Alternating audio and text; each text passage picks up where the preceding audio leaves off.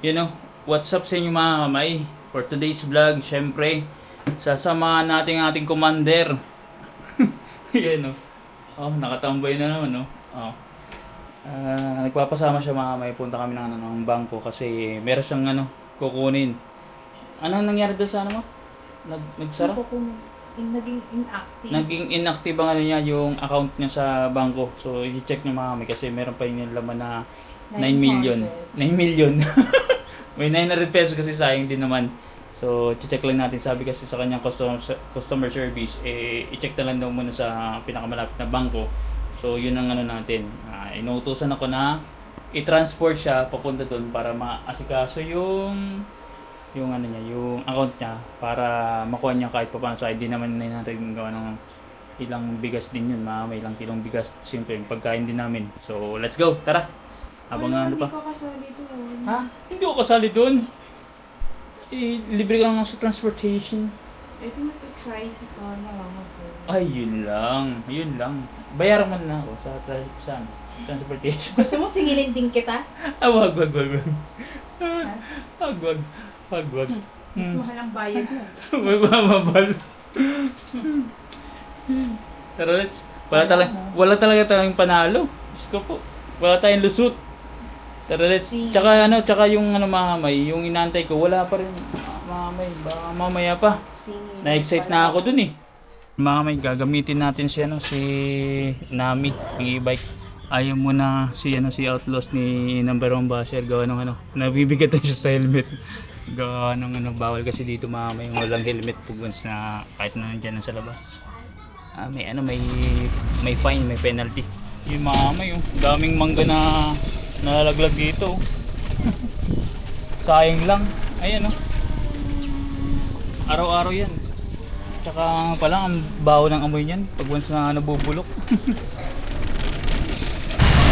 Yan mga may back to normal na lahat. Tapos na yung strike ng mga jeep. At ayan, biyahe na sila ulit. Hopefully naging matagumpay ang kanilang strike. At kumbaga napaisip ang ating gobyerno kung anong gagawin mga kamay sa presyo ng gas. Although siya global talaga na effect. At isa sa mga naapektuhan mga kamay, syempre Pilipinas. Makita niyo lang po ang gasolina, lalo ng diesel 100 plus na. Tapos ang gasolina sa 80 plus, 90 plus, ganun lang. Na dati nasa 56, 60 lang. Halos babasok na sa matudoble. So hopefully may buwaba para at least makatipid-tipid tayo. Lalo pa naman ako mamay, di ba? May mot-mot na tayo si Outlaws. Plano natin is pag nagka-ORCR pang malayuan na travel. So syempre makonsumo yun sa gasolina. Kaya kailangan natin paghandaan ang lahat. Habang nasa traffic tayo mga may, usapang truck. Kasi truck yan eh. Alam nyo ba mga may, na unang natuto ako mag-drive hindi sa motor kundi sa truck mismo mga may.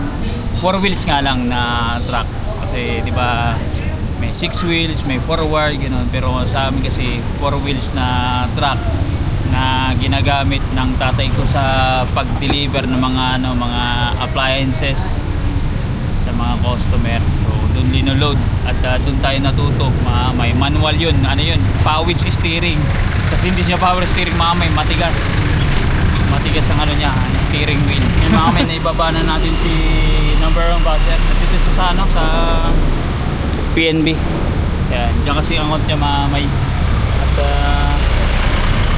doon na tayo, tatambay na tayo sa tabi.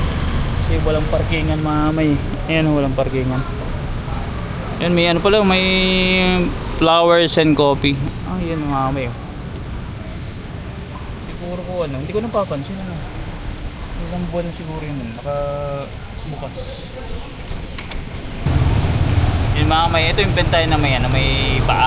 May tripod ba sa ilalim kasi pwede mo siya ilapag sa surface na flat. Although pwede naman sa mga slanting. Basta wag lang may yung ano, pag mahaba na kasi dito sa ano sa Osmo, yung stick niya nagano siya.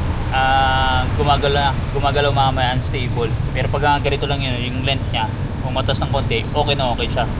At yung meron kasi papahaba to kaso lang hindi rin effective pag once na sobrang taas na. Pag kasing taas ko na mamay yung extension ng stick, hindi na kaya mamay na gano'n siya gumagalaw-galaw man. So yun mamay, tumambay muna tayo dito sa malilim mamay. Nandun ako kanina mainit, uminit siya mamay. Wala pa rin siya si number 1 basher. So nandun ako kanina, nandun si Nami. Tapos dito sa malilim, di ba? At least hindi tayo mainitan ng todong-todo. Kaya tambay muna tayo dito mamay. Sa matapos si number 1 basher kasi sarado naman ng yung story. Wala na, puro bakante yan dito. Hindi natin pwedeng iwan ang ating number 1 basher kasi yari tayo. Baka makutusan tayo wala sa oras. Yun mga may, pauwi na kami number 1 basher. Ang tagal sa bangko.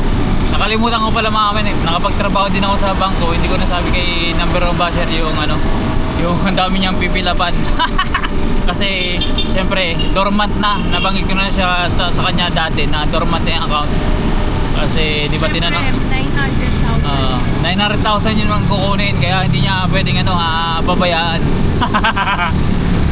Ngayon fill up siya ng form, tapos inactive ulit yung yung dormant niya account, tapos kinuha yung pera, fill up siya ng withdrawal slip, tapos pagkatapos close na yung account pagkakuha ng pera. So yun ang proseso, kaya nagtagal siya. Nandun ako sa labas, nakatambay, nakainitan. Kaya, pero at least mamay kuha niya ng yung pera. Tropa natin hindi tayo pinansin si DJ.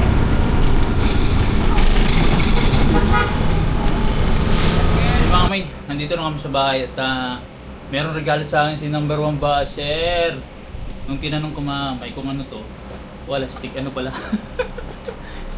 Ito mamay, diba naglalaba ko yung paa mamay kasi siya, kumbaga sira na, hindi na natin mahatak kasi lundo na yung pinaka brace. Kaya bumili siya ng bago para gamitin ko mamay, para maibsan yung pagtutulak natin tsaka pagbubuhat. Assemble ko lang mamay, kala ko naman kung ano na. Para hindi ka mahirapan dito.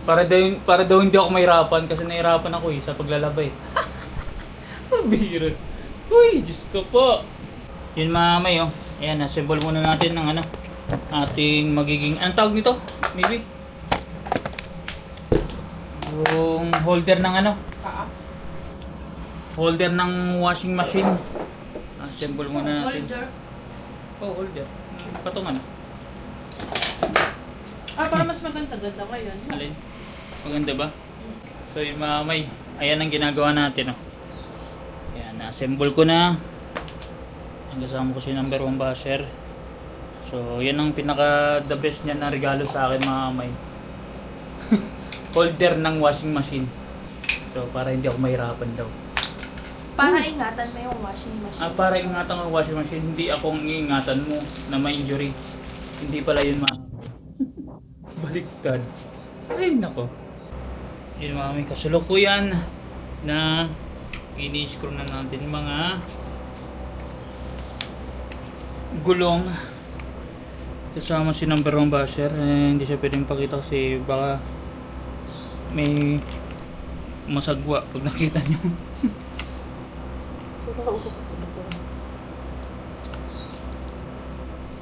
Ang dilim, hindi ko makita. Hindi ko may shoot.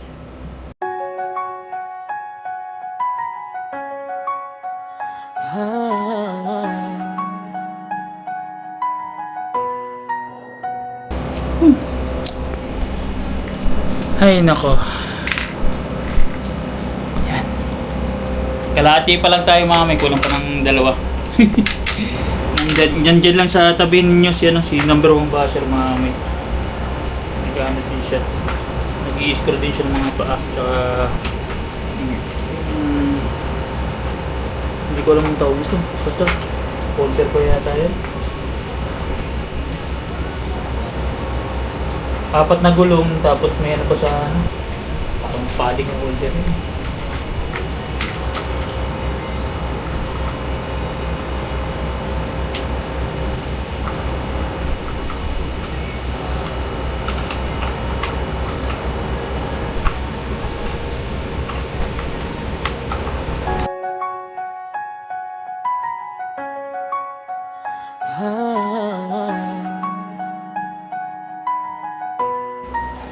So yun mga may, umayaw na si number 1 basher. Pero yun, malapit na ako matapos. Nakakatatlo na kami. Masakit daw sa ano, sa kamay yung pag ano, pag ito, pag i-screw. Masakit dyan mga may, lalo madami.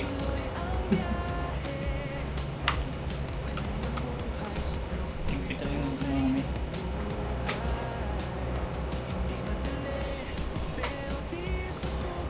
Salag na naman eh. Isa na lang kulang mga may, kabila, isang set na lang. Tapos tayo.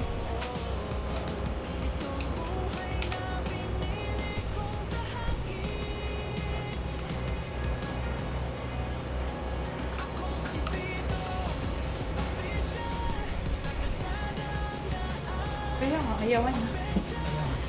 Ayawan na. Tsaka na.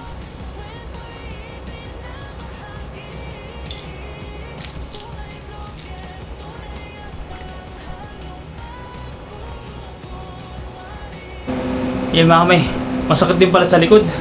Ito na. Ay, pakita ko na sa inyo. Wait. Woo. Ito na, na-assemble na natin ang ating patungan ng washing machine. Woo. Salamat sa regalo. Number 1 basher. Baga mapapagana natin pagtulak-tulak natin sa ano, sa washing machine mga may. Yung pala ang purpose niya kaya binili para hindi magalusan ng ano, washing machine niya. Patong ko na mga may washing machine. Yung mga may, oh. Yan, okay na. I-testing na natin ang ating washing machine. Buhatin ko na. Yay!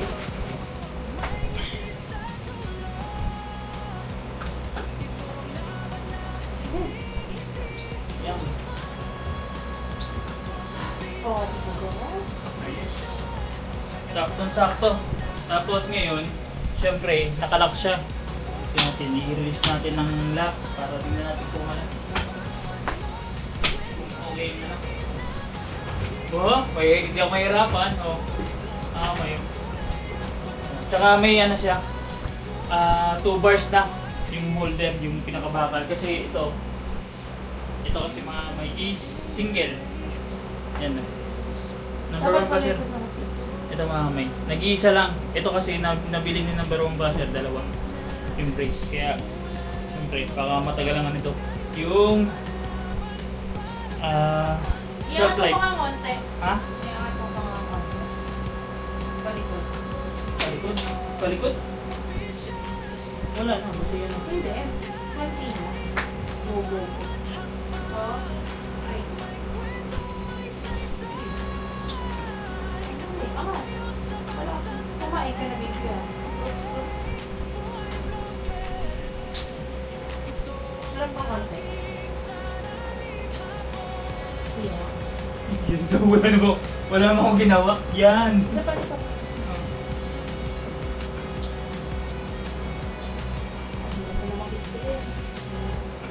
Yan, yan. Sige, okay na. Okay na. Oo. Ako pa mahirap ispilingin mo siya. Inikot-ikot niya na may scrutinize niya na. Ayos na yan. Woo!